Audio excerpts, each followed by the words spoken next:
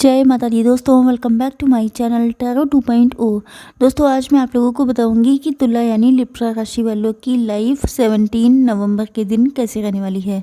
तो चलिए दोस्तों स्टार्ट करते हैं। यूनिवर्स प्लीज़ मुझे बताइए कि 17 नवंबर के दिन लिब्रा की फैमिली लाइफ कैसी रहेगी। 17 नवंबर के दिन लिब्रा की बिजनेस एंड जॉब कैसी रहने वाली है। 17 नवंबर के दिन लिब्रा की हेल्थ कैसी रहेगी।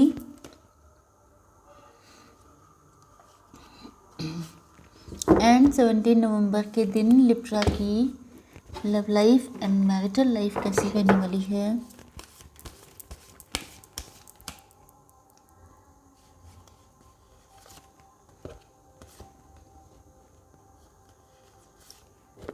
ओके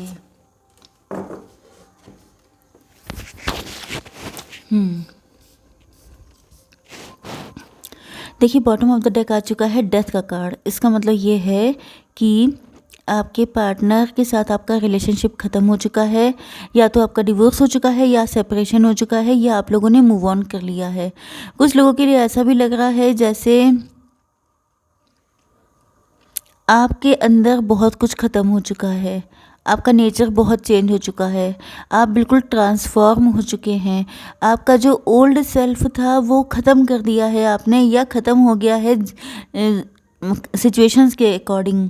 एंड अब आपका न्यू सेल्फ तैयार हो चुका है। मतलब कि मेरे मुंह से वर्ड नहीं निकल रहे हैं। ऐसा लग रहा है कि जैसे कुछ ख़त्म हो गया, कुछ नया शुरू होना। जैसे कि आप जैसे पहले थे, वो आपका नेचर, वो आपकी पर्सनालिटी बिल्कुल चेंज हो चुकी है। ओके, तो या तो ये कोई पर्सन है, या तो कोई रिलेशनशिप है, या ये खुद आप हैं। ओके, तो या तो आपकी लाइफ की न्यू बिगिनिंग होने वाली है, या तो आप किसी के साथ न्यू बिगिनिंग करने वाले हैं, या ये भी हो सकता है कि आपकी लाइफ में सब कुछ बिल्कुल नया हो रहा है, क्योंकि अब आप पहले से बहुत ज़्यादा बदल चुके हैं।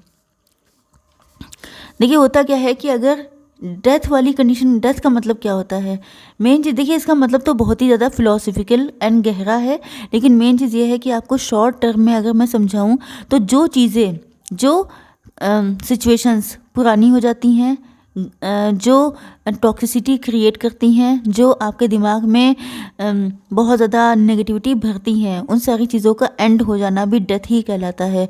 तो ये किसी भी चीज़ की डेथ हो सकती है, बट ऐसा लग रहा है जैसे डेथ के बाद होता है, जैसे अंधेरे के बाद सवेरा होता है, वैसे ही आपकी ज़िंदगी में एक न्यू बिगनिंग होने वाली है। ओके, तो आपके पार्टनर के साइन हो सकते हैं cancer, Scorpio, Pisces, Aries, Leo, Sagittarius and taurus, Virgo, Capricorn. मतलब कर्क, वृश्चिक, मीन राशि, तुला, मिथुन, वृषभ, कन्या, मकर राशि एंड मेष, सिंह और धनु राशि। इंपॉर्टेंट नंबर आपके लिए हो सकते हैं 10, 8 एंड 5। ये नंबर आपसे एंड आपके पार्टनर से कनेक्टेड हो सकते हैं बर्थडे या बर्थ मंथ। इसके अलावा 555, 888, 111, 1010 आप लोग देख रहे हो सकते हैं, क्योंकि कभी कभी कुछ चीज़ों के एंड के बाद ही कुछ चीज़ों में कंप्लीशन मिलता है। ओके, तो देख लेते हैं कैसी रहेगी आपकी फैमिली लाइफ। यूनिवर्स प्लीज मुझे बताइए कि हार्मनी का कार्ड क्यों आया है। Letting go, clinging to the past and slowing down. Okay, यहाँ पर लिब्रा, जेमिनी, एक्वेरियस की एनर्जी भी आ चुकी है, मतलब तुला, मिथुन, कुंभ राशि। तो यहाँ पर आपके पार्टनर को आपसे अनकंडीशनल लव है। आज के दिन ये आपको लेके बहुत ज़्यादा इमोशनल रहने वाले हैं, एंड इनको ऐसा फील हो रहा है जैसे इनका दिल निकल के बाहर आ जाएगा। मतलब फीलिंग्स इतनी ज़्यादा ओवरफ्लो होंगी, क्योंकि इनको आपके साथ हार्मनी मेंटेन करनी है। ये उन सारी चीज़ों को बहुत ज़्यादा एक ओवरफ्लो जैसी कंडीशन है कि इनका मन करेगा कि बस अब सब कुछ ठीक हो जाए, बस अब आप इनको किसी तरह मिल जाओ। लेकिन शायद वो सारी चीज़ें नहीं हो पा रही हैं, क्योंकि कुछ ऐसा है जिसको लेट गो करने की ज़रूरत है, या तो आपको या इनको, क्योंकि पास्ट में या तो कोई फाइट हुई है, क्योंकि ये आप लोग देख ही रहे हैं, ये आपने डिवोर्सी पार्टनर के लिए देख रहे हैं या किसी एक्स के लिए देख रहे हैं। तो ऐसा लग रहा है कि आपके बीच में जो भी मिसअंडरस्टैंडिंग, जो भी फाइट हुई थी, जो भी कॉन्फ्लिक्ट था, इस वजह से आपके पार्टनर बहुत ज़्यादा परेशान हैं, एंड ये अब इस एनर्जी से निकलना चाहते हैं। इसी वजह से, क्योंकि इनको फील हो रहा है कि आपके साथ मतलब इनको आपसे इतना लव है, तो उन सारी देखिए, जहाँ पे लव स्ट्रांग होता है वहाँ पे छोटी मोटी चीज़ें मैटर नहीं करती हैं। तो अगर कोई ऐसी नेगेटिविटी क्रिएट भी हुई है तो वो इतना मैटर नहीं करती है, क्योंकि लव बहुत तगड़े वाला है। ओके, यस, ये पास्ट में बहुत ज़्यादा अटके हुए हैं। पास्ट या तो इनका बहुत ज़्यादा ख़राब हो सकता है, बहुत ज़्यादा नेगेटिव हो सकता है, किसी ने चीट किया है, धोखा दिया है, या कुछ ना कुछ ऐसा रहा है जिस वजह से ये उसमें अटके रहते हैं। इनको लगता है जैसे ये कोई स्टेप लेने की सोचें, तो इनको लगता है कि पास्ट में ऐसा हुआ था, किसी ने इनके साथ ऐसा किया था, तो ऐसा ना हो कि आप भी इनके साथ वैसे ही करें। ओके, होता क्या है कि जो इंसान धोखा खाए हुए होता है उसको लगता है कि आगे जितने भी मिलेंगे वो सबके सब चीटर होंगे, या वो सब उसको वैसे ही डील करेंगे, जबकि ऐसा होता नहीं है। तो आपके पार्टनर स्टक हैं, इनको लग रहा है कि जैसे अगर ये पास्ट को पकड़ के चलेंगे तो कभी भी आप इनको मिल नहीं पाएंगे, जबकि इनकी बिल्कुल हार्टली डिज़ायर ये है कि आपके साथ इनका यूनियन हो जाए। ओके, आपको लेके ये होपफुल बहुत ज़्यादा हैं, या ये कहा जाए कि आप इनकी एकमात्र होप हैं। तो ये आपकी तरफ धीमे धीमे बढ़ रहे हैं, क्योंकि ये नहीं चाहते हैं फिर से हर्ट होना, क्योंकि एक ही बार इंसान हर्ट हो जाता है तो उसकी हिम्मत नहीं पड़ती है दोबारा से हर्ट होने की, स्पेशली तब जब उसने किसी से ट्रू लव किया हो। ओके, तो देख लेते हैं कैसी रहेगी आपकी बिजनेस एंड जॉब।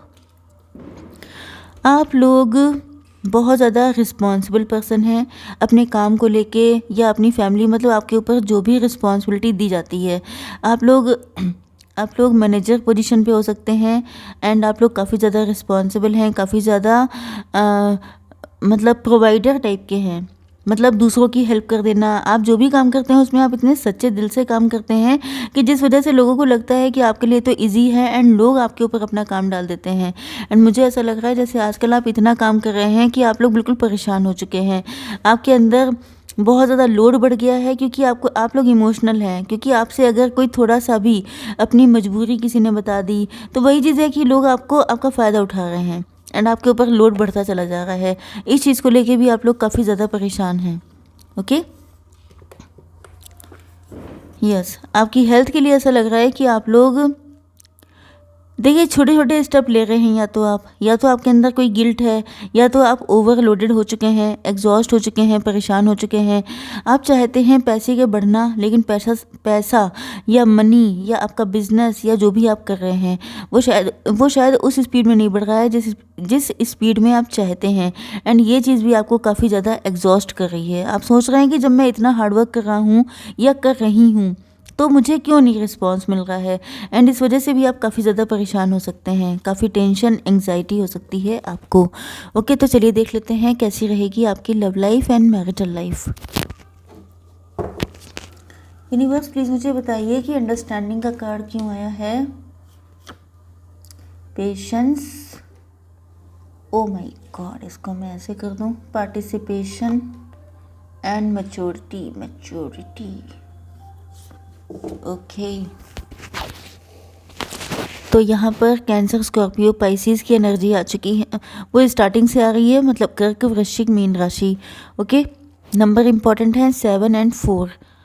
यस, या तो आपने मूव ऑन किया है या आपके पार्टनर ने आपसे मूव ऑन किया है, एंड आपके पार्टनर फिर से आपके पास वापस आना चाहते हैं, क्योंकि इनको स्टार्टिंग में ही देखा था कि अनकंडीशनल लव है।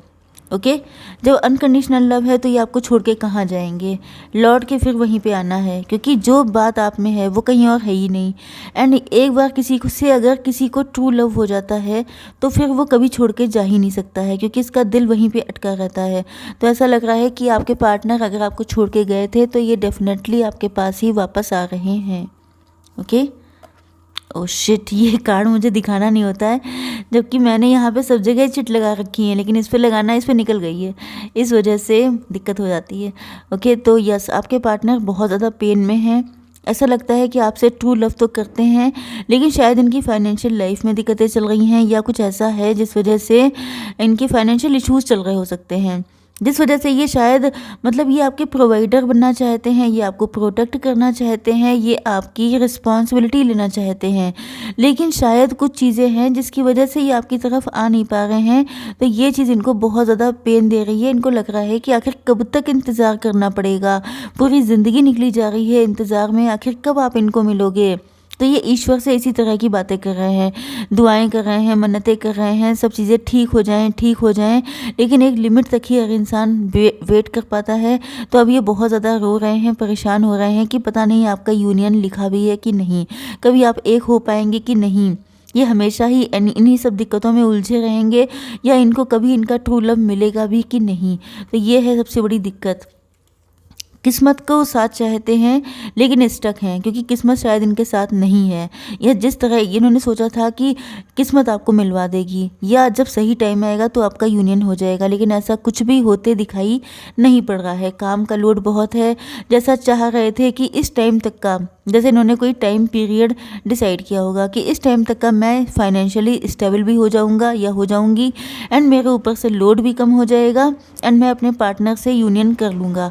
बट ऐसा कुछ भी नहीं हो पा रहा है, एंड इनको ऐसा लग रहा है जैसे सारे सपने क्या रखे ही रह जाएंगे, क्या आप दोनों लोग वेट ही करते रह जाएंगे। तो ये आपके साथ गठबंधन करना चाहते हैं, शादी करना चाहते हैं, आपको अपना लाइफ पार्टनर बनाना चाहते हैं, लेकिन इनको सिचुएशन कुछ भी फेवर में आती हुई दिखाई नहीं पड़ रही है। आप लोग लवर्स हो सकते हैं, ट्विन फ्लेम हो सकते हैं, एंड ऐसा लग रहा है कि इनके दिल में ऐसी फीलिंग है कि आप लोगों एक ना एक दिन आपका यूनियन हो जाएगा। तो ऐसा लग रहा है कि अब ये काफ़ी ज़्यादा मैच्योर हो चुके हैं, चीज़ों को मैच्योरली हैंडल करना चाहते हैं, आपके साथ इक्वली गिव एंड टेक करना चाहते हैं, लेकिन ये बहुत स्लो है क्योंकि इनकी सिचुएशन इनके फेवर में नहीं है, एंड इसी वजह से ये शायद बहुत धीमे धीमे आपकी तरफ आ रहे हैं, लेकिन न्यू बिगिनिंग तो डेफिनेटली कर ही रहे हैं आपके लिए। तो देख लेते हैं कैसे क्या रहेगा आपकी guidance. Universe please give me one card for guidance. Show the world the real you. Universe कह रहे हैं कि अपनी सच्चाई शो कीजिए, जो भी आपके दिल में है बताइए, अपने मन में रखे रहेंगे तो पूरी ज़िंदगी निकल जाएगी। सही टाइम का वेट करना, देखिए कुछ चीज़ों में कुछ हद तक हर चीज़, देखिए कोई भी चीज़ लिखी लिखाई जो होती है उसका एग्जैक्टली मीनिंग वही नहीं होता है। सिचुएशंस के अकॉर्डिंग, कंडीशंस के अकॉर्डिंग हर एक चीज़ का मीनिंग चेंज होता रहता है। तो आपको अपनी रियलिटी शो करना है, मतलब कि आपके दिल में क्या है ये आपको बताना है, आप क्या चाहते हैं, आपकी क्या प्रायोरिटी है।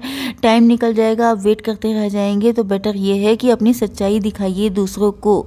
लेकिन ये कलेक्टिव रीडिंग है, क्योंकि मैं इसीलिए बोल देती हूँ क्योंकि आप लोग फिर ऐसा ना हो कि सडनली कोई डिसीजन ले लें जो आपके लिए हार्मफुल हो। तो सोच समझ के डिसीजन लीजिए, लेकिन अपनी सच्चाई को इतने लंबे टाइम तक हाइड मत कीजिए कि सारी ज़िंदगी वेस्ट हो जाए।